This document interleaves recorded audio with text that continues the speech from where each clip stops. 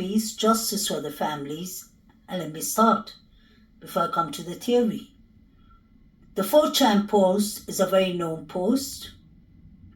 It was on Reddit, it was on Twitter. There was a lot of speculations about it in the beginning. For me, it makes the most sense. I've always said that allegedly the Sigma Chi fraternity boys were involved. The reason I say that is we clearly know that there was a fight between them, Xana and Ethan. May the couple rest in peace. May Maddie and Xana rest in peace too. I believe the motive clearly states in the 4chan post. The targets, names are clearly written. We saw the 4 figures running. It makes sense with everything that happened. I don't believe much in coincidence. People are different.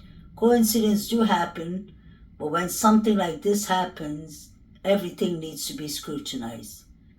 Apparently, the night of the murders, Ethan and Lodge got into a fight at Sigma Chi, and Ethan said Lodge had shrivelly balls. Boys. Xana was talking shit too. David Lodge has long-standing beef with Ethan, and apparently Maddie too. Barry and David Lodge are butt buddies who talked about murder fantasies before. Also something about Barry being Ethan's suitor and not doing well with it. So, Shivley Ball's comment triggered the steroid rage in Lodge and his little twink sidekick. Carried out the long-standing fantasies together. This is at least what I gathered from the Fraternity. One person doing the wet work and up to 3 people on the lookout. We saw 4 figures running. Let's not forget that. And that's a fact. I don't know why the police haven't investigated that or haven't come up and told us. The poster claimed to even know where the knife is. That's the weapon that was used in the murders. Although I believe it was more than one weapon used. It all checks out so far. Barry seems to be quite the incel. He is only in the frat to boast the GPA. He was also Ethan's tutor.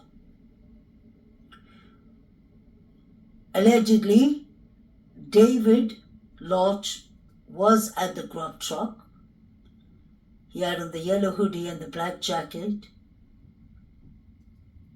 He was there for a while, and he left right before the girls left.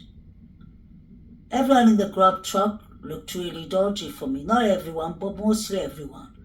They were seeing the same pictures of the crime scene, I personally believe. Although it was blurry, I tried to show as much as I can. We had Saeed in the band field, watching the same pictures too. So that just can't be a coincidence. I have it on good authority. Cousin is a cop in a nearby town, but called in to help in Moscow once school started back up. Apparently the investigation is looking directly at the Sigma Chi frat party Ethan and Xana attended from 8 to 9 that night. I do believe that because it was said on the news that the Sigma Chi fraternity was under a microscope. Clearly they were under investigations. The president of the Sigma Chi said that they do not have cameras and CCTV cameras in their premises. We heard that Ethan and Xana had a fight in the Sigma Chi party, and we know that BF, one of the surviving roommates, was there too. He did not have any update on the timeline after they left 9 to 1:45, that's true.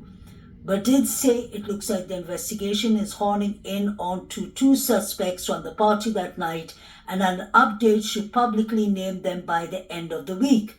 Sigma has made the social privates and removed all info from Facebook going back a few years. That's completely right. They went back to 2018. You couldn't see anything after 2018. They made that private.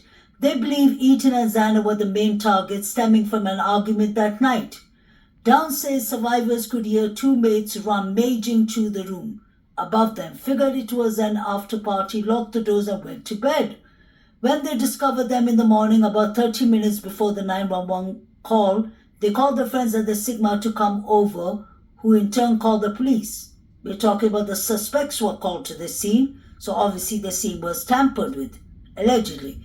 It's right across the street, and for whatever reason they believed it was the people from Sigma upstairs around 2:15 that night.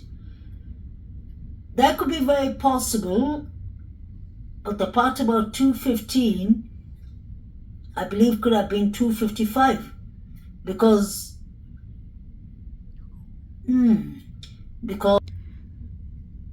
sorry, not 2:55. Let's go back to 2:15 because that's important timing. If y'all pay attention, I've showed y'all a couple of clips in the last couple of days that a young man who's a Sigma Chi or Sigma Chi fraternity brother got a text. He received a text from Ethan. Ethan told him that he was at the Sigma Chi fraternity party. That was at 2:10 to 2:15. The boy told his mother, the young man, his mother told the FBI. She wrote that on Facebook. She said it in other places like Reddit and all, but nobody, law enforcement did not change the timeline. So, okay, let's go back to this. Let's think about this. 1:45 is the time that all 4 students should have been home. BF and DM were apparently home at 1 a.m.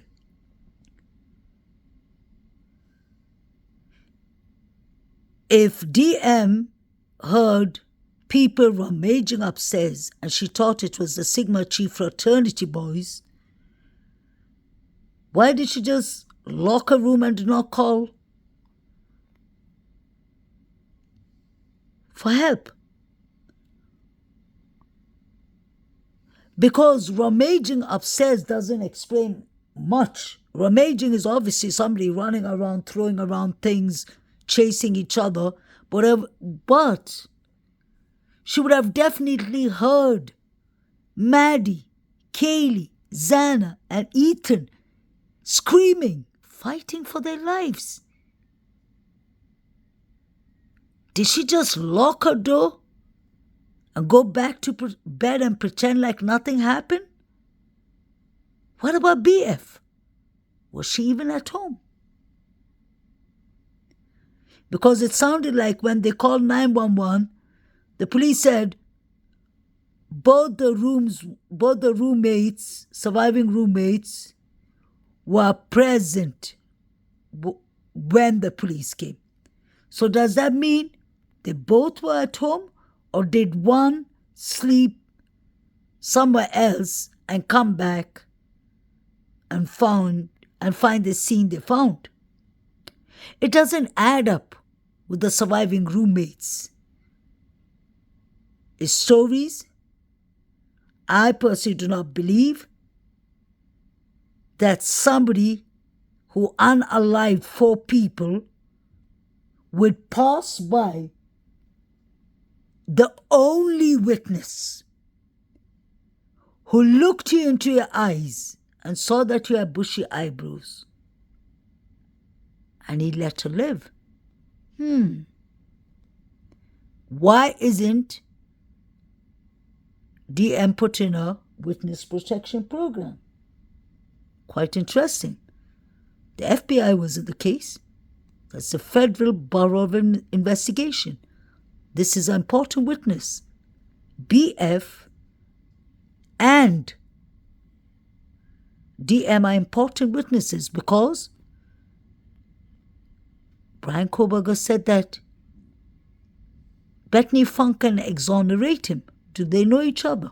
What does she see? What I like about the 4chan is the 4chan is so accurate that I don't believe this is just someone's fantasy or imagination running wild. The 4chan explains the motives. The Sigma Chi fraternity boys had beef with Ethan and Xana. David L. allegedly wanted Xana for himself. Ethan has had a fight with David Lodge before, and he's won the fight. So I'm sure David L. and David B. were furious because they were called nasty names. To put it in a nice way, Ethan was saying that they were dating each other, or they're messing with each other. And as a frat brother, as a fraternity brother, I'm sure reputation is everything. So you can imagine David L., who seems to be known in the fraternity, being called such names, and I can't imagine him just letting it go. This beef was going on for over a year with these students. Let's not forget, David B., on the other hand, David Baracho, was Ethan his tutor, and he wasn't doing well with that. So I'm sure he was getting a lot of pressure from the university.